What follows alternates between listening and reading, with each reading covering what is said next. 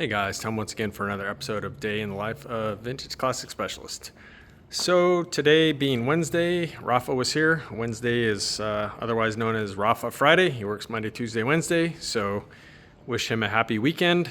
So today he focused on the 23 window bus, and I don't know why we seem to be adjusting the suspension on everything in this shop lately, and today was no exception. For some reason, and we're not sure why, this bus was sitting noticeably lower on the passenger side than the driver's side, and we took a bunch of measurements. I mean, it was like an inch. It was actually a lot, even though, you know, we're sure that we set the spring plates up the same, the torsion bars, etc. But I don't know, whatever. This bus, those of you that have been following the channel for a while know that this bus fights us at every opportunity and often invents new opportunities, new creative ways to fight us. And so, of course, one side was lower than the other. So whatever. Anyway, so Rafa pulled the rear spring plate and re-indexed it, and seems to be sitting really good now. We took some measurements. It's, I would say, within tolerance now. Because I mean, yeah, it was definitely leaning noticeably that way, lower on the passenger side, and it looked really stupid. So that's fixed. Our next major thing, I mean, that's actually a big job, even just doing one side on these buses with reduction boxes. So that was a big job. That actually took a good portion of Rafa's day.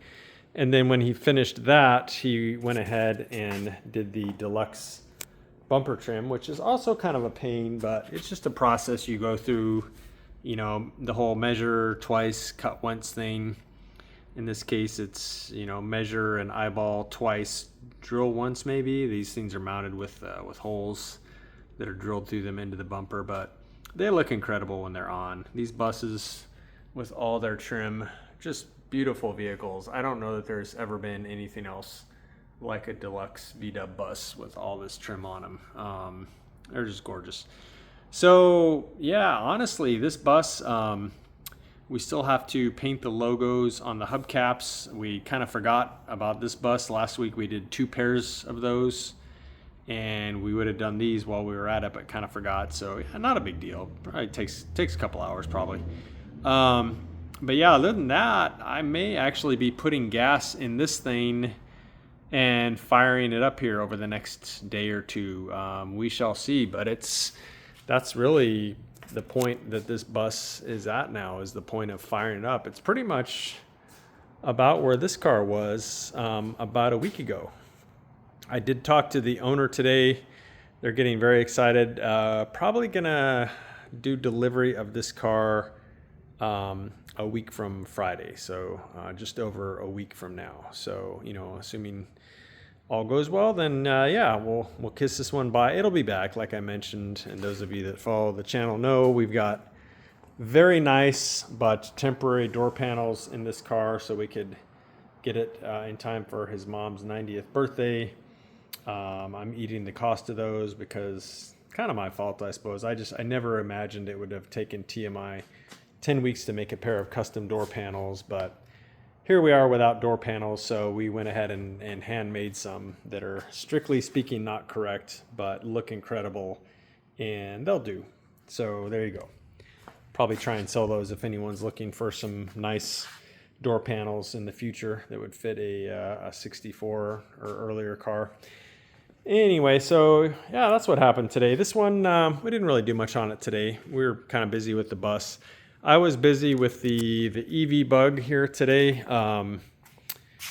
Those of you that watched yesterday know that this car was sitting way too low by about an inch, we decided.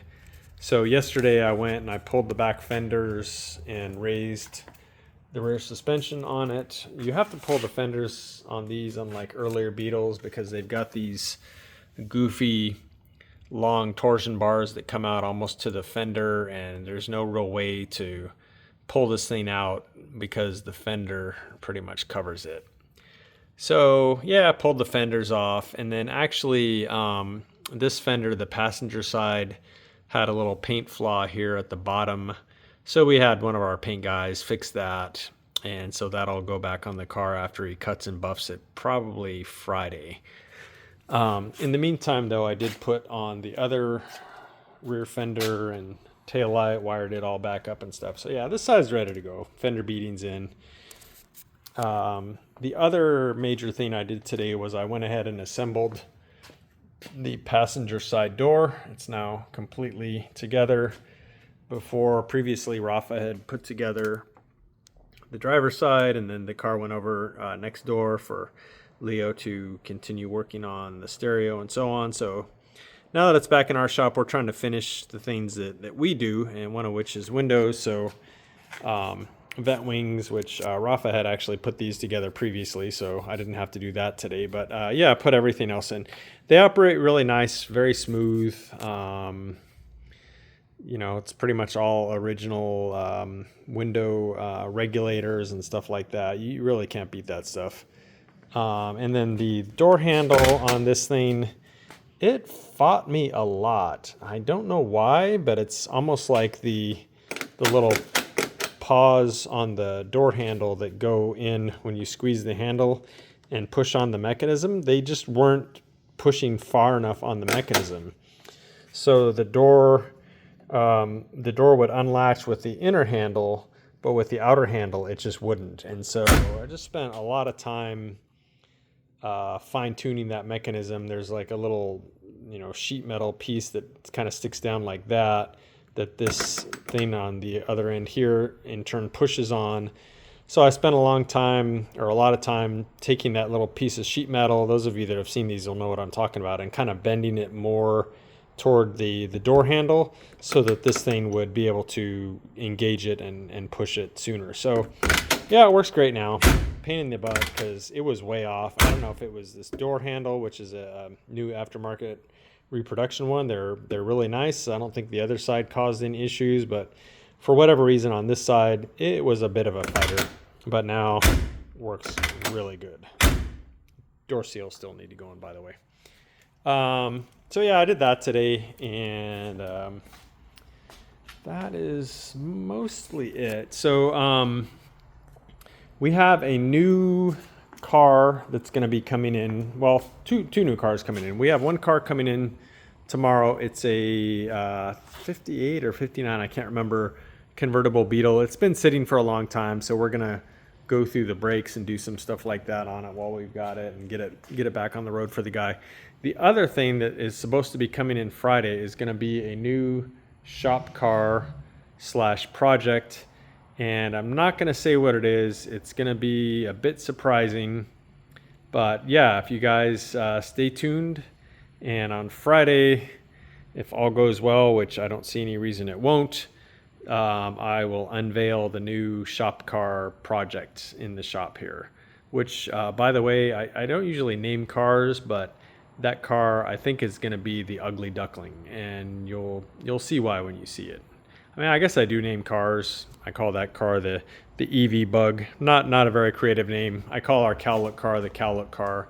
So I kind of name them, but not creative usually. But the Ugly Duckling, I guess, is a bit of a creative name, and it's very fitting for that car that's coming in Friday. So you guys stay tuned, and that's it for today. We will see you again tomorrow.